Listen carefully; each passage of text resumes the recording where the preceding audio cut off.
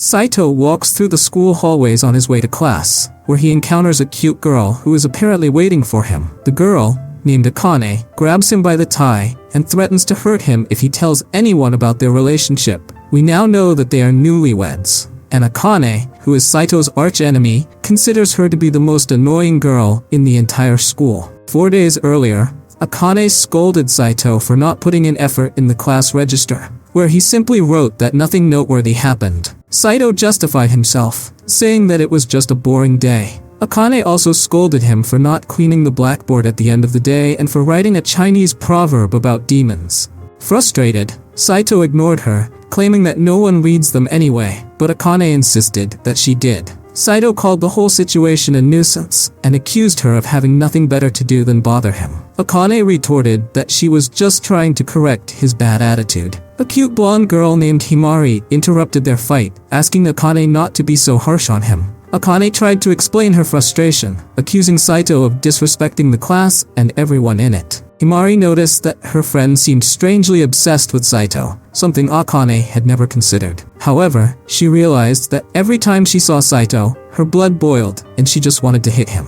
Another girl, Shisei, Saito's cousin and adored by her classmates for her sweetness, intervened in the fight. Shisei asked if they were fighting again. Saito explained that it wasn't a fight and that she was attacking him for no reason. Shisei sympathized and comforted him, while Himari suggested that Akane might have feelings for him.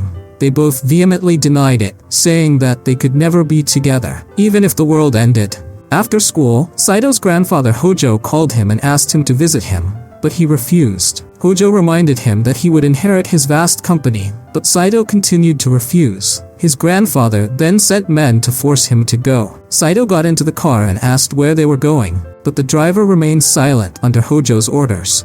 It seemed that the Hojo group was once on the verge of bankruptcy, until Grandpa Hojo turned it into a high-tech powerhouse. Years later, he still remained in charge of the company. Saito was taken to his grandfather's house, where he encountered Akane, who immediately demanded to know what he was doing there. Saito replied that his grandfather had forced him, and apparently Akane's grandmother had done the same to her. The two began to fight simply because they were close to each other when his grandparents arrived in a large car, apparently with a plan in mind. Inside, Grandpa laid out a sumptuous banquet to celebrate. Akane only drank water, saying that she lost her appetite just by being around Saito. He retorted that her pheromones made everyone lose their appetite. The grandparents laughed at their absurd bickering, as it reminded them of their youth. Saito asked why they had been summoned, and the grandparents finally revealed their intention. They want both of them to get married. The teenagers were shocked by the proposal. The grandparents explained that they had fallen in love in high school, but never pursued their love due to silly fights. They took different paths, but now they wanted to fulfill their love through their grandchildren. The teenagers flatly refused, insisting that they could not be forced into marriage. Grandpa Hojo, expecting this, brought a stray dog and threatened to leave the company and all his wealth to the dog if Saito did not agree. Saito accused his grandfather of being crazy, but Hojo was willing to ruin the company to get what he wanted. Meanwhile, Grandma Chiyo whispered something in Akane's ear that caused her to panic. Grandma urged them to consider the long-term benefits and gave them 3 days to decide. On their way out, Akane asked Saito if he planned to marry her. Saito didn't know how to answer and asked what his grandmother had said, but Akane refused to answer. Saito insisted on knowing the details, but Akane remained silent. That night, Akane lay in bed, recalling her jealousy and frustration at finding out that Saito had surpassed her on the school ranking list. Confused, she called Himari to ask what she would do if she was forced to marry someone she didn't like. Himari replied that she would refuse, especially since she was in love with someone. Akane, shocked, asked for details, but Himari was taken aback by her friend's sudden interest and teased her, saying that she wouldn't reveal the person for the time being. Himari then asked if Akane liked anyone. Akane replied that she just wanted someone to disappear, preferably being hit in the head by a meteorite. Hearing this, Himari suggested that she agree to the marriage, as it would be fun to share her life with someone. Akane doesn't think that's a good enough reason, especially since she's worried about what might happen in bed. Imari agrees and jokingly advises her to have 100 children, as she only needs 20 sets of quintuplets. Akane says that her body wouldn't survive that. Meanwhile, Saito reflects on what happened and thinks that marrying Akane would be a fatal mistake. Shisei notices her worried expression and asks her what's wrong. He tells her that if she wants to inherit the Hojo company, she has to let her grandfather control her life. Shisei is not surprised by his grandfather's tactics and asks what Saito wants. Saito replies that he wants to inherit the company and live his life freely. Shisei sits on his lap and tells him that he can't have it all. No one lives completely free, as the world is full of rules. He adds that if he values his freedom over the company, she would happily become a vagabond and rummage through trash with him. Saito knows that wouldn't be right, and Shisei assures him that he won't stand in his way, but promises to always support him. The next day, Saito meets with Akane to try to come to a mutual agreement. 3 days later, they meet with their grandparents to announce their decision. They both agree to get married. They are both surprised by each other's response, as they never came to a proper agreement, but individually concluded that it was the best option.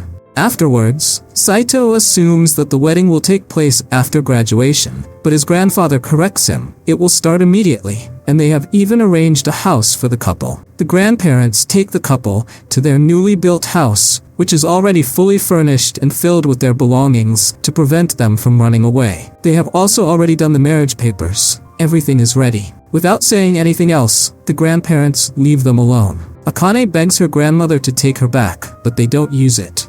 As they explore the house, Akane accuses Saito of making the beautiful house unbearable, while Saito says that she ruined his dream of having a bachelor pad. In the bathroom, they discover a heart-shaped jacuzzi, which makes them both feel uncomfortable. Saito finds a study and plans to use it for privacy when he hears Akane scream.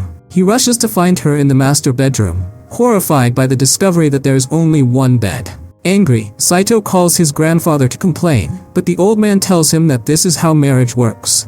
They must follow the rules. No sleeping on the floor or on the couches. They must share the bed. Grandma Chiyo wishes Akane luck, hinting that she will deal with Saito in the evening, but she refuses to do anything. Saito, hearing that there are rules, wonders if there might be cameras or sensors in the house. Akane, scared and nervous, asks him if he plans to take advantage of her all night. Saito has no idea what she's talking about.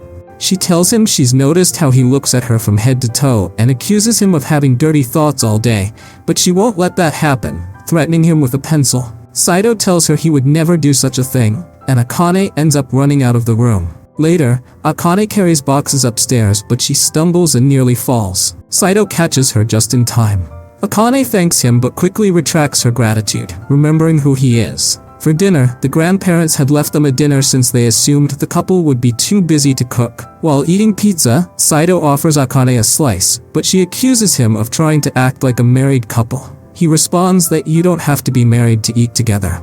Akane reluctantly takes a slice and runs off. That night, as Saito lies exhausted on the bed, Akane enters the room, blushing. She lies on her side, noticing the bed is too small. Saito suspects this is another part of their grandparents' scheme. Feeling the warmth of her body and catching her scent, he becomes uneasy.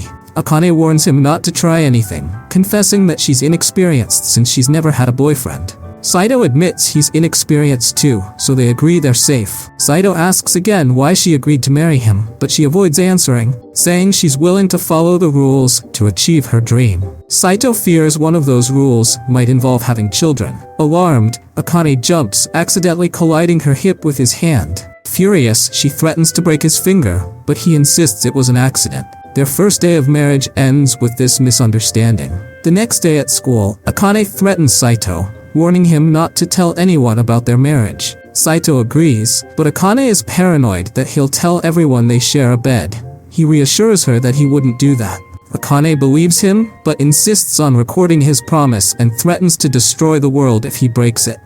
Hey, if you made it to this part of the video, don't forget to write the word exquisito in the comment section.